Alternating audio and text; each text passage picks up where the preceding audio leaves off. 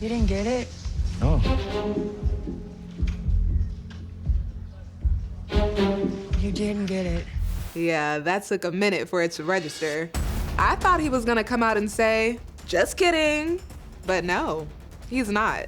Tell me again.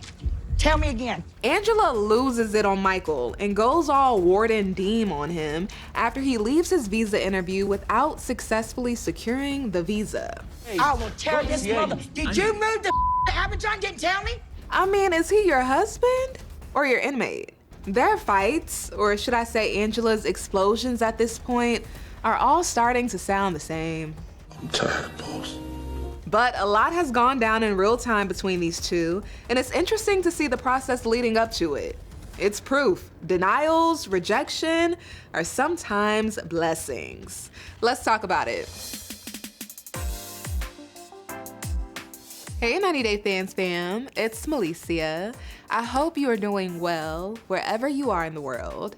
I love how this show brings us all together. I saw someone in the comments the other day from Morocco, someone from the Netherlands. It's so cool. We can learn a lot from each other.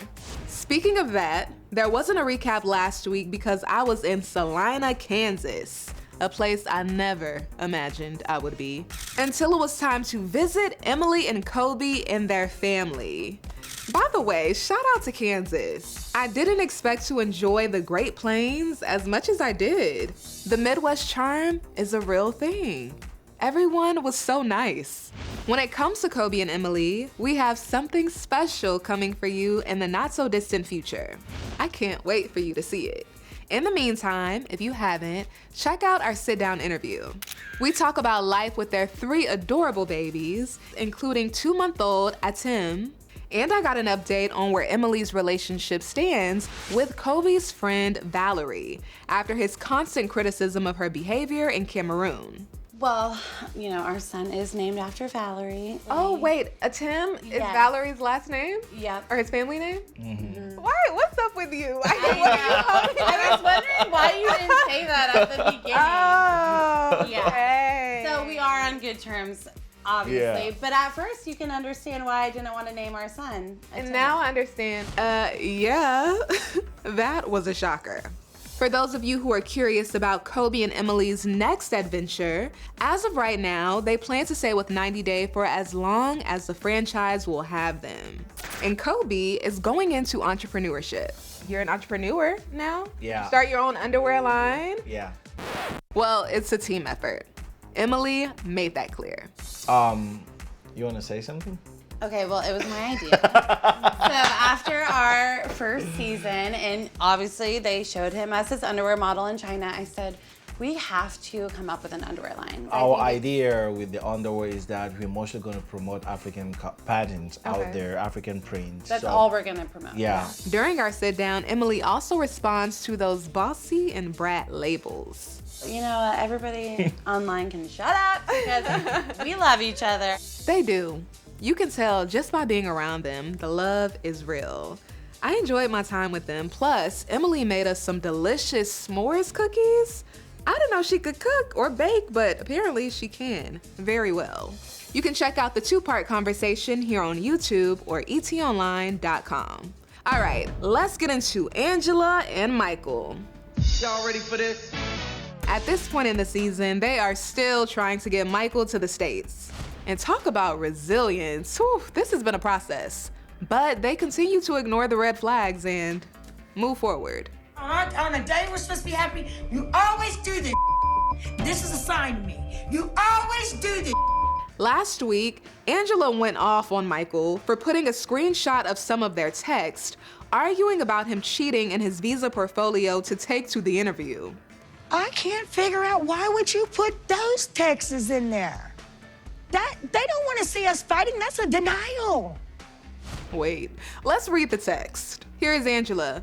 How dare you treat someone like this when they love you? You have lied, lied, and lied, and lied.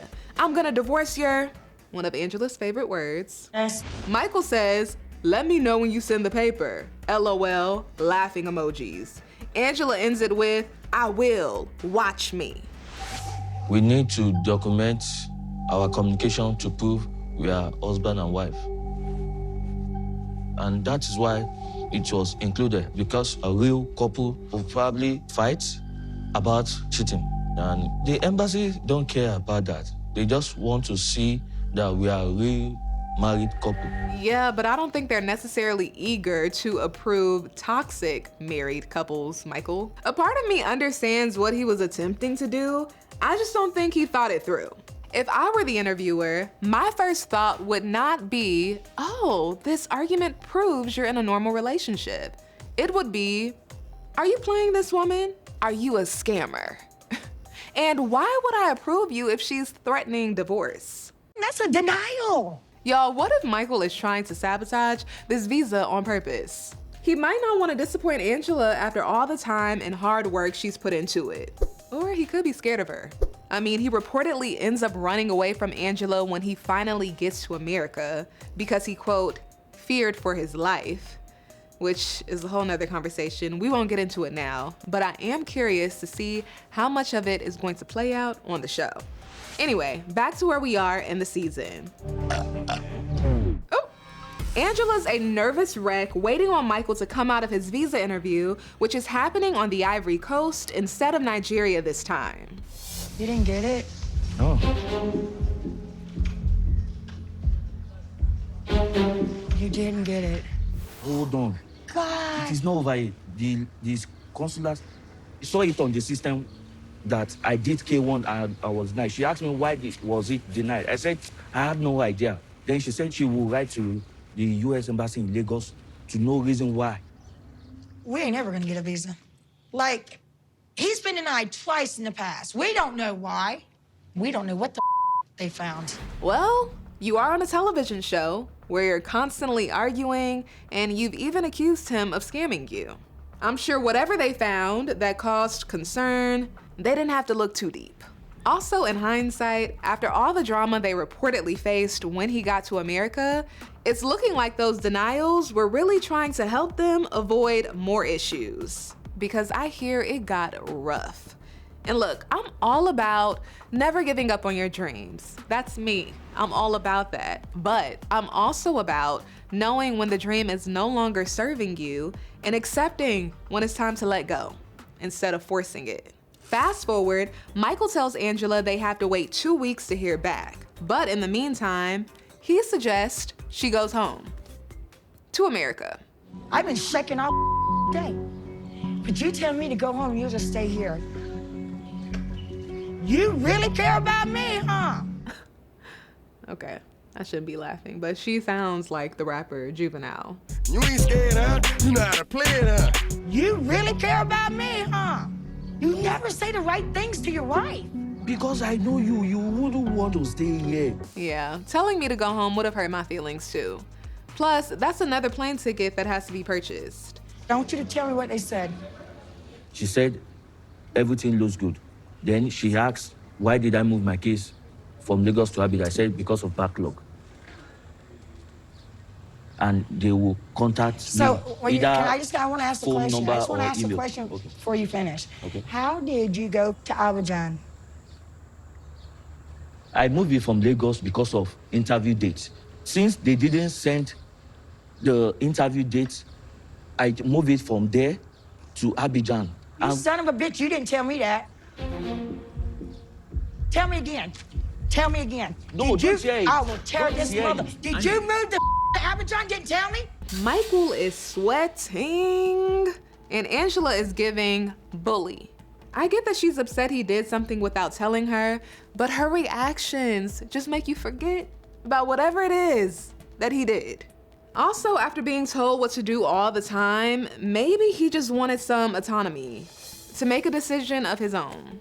Michael told me that the embassy moved the case to Abidjan, and now he's telling me that he moved it? You have no right making decisions like that without consulting me. I'm sure the embassy thought that was suspicious, and that's probably why you ain't got the damn visa right now. Michael, what you're doing is doing what you want and telling me later, and it's causing problems. And honey, I'm too old for that. And I love you for 7 years, but I can drop you for 7 more. I'm tired. As she should be. They both should be. The episode ends with Angela storming off and telling Michael to get his own room. Whew, an insider tells me that what goes down at the tell-all between these two is something else. Something else. All right, next week, Kobe and Emily meet up with Kobe's ex because Emily wants to get clarity on if he was still with his ex when they started dating. A bug Kobe's bestie, Valerie, put in her ear. Today we're going to meet up with Kobe's ex-girlfriend and just see if they were still dating when he knocked me up. Did you even ask her to come? Of course I did. Okay, is that her? Which one is she? Tell me now. I'm glad his ex came with a friend. That was smart. All right, 90 Day Fans fam, thanks for hanging with me. Make sure you stick with ET because we are covering it all. I will see you next time.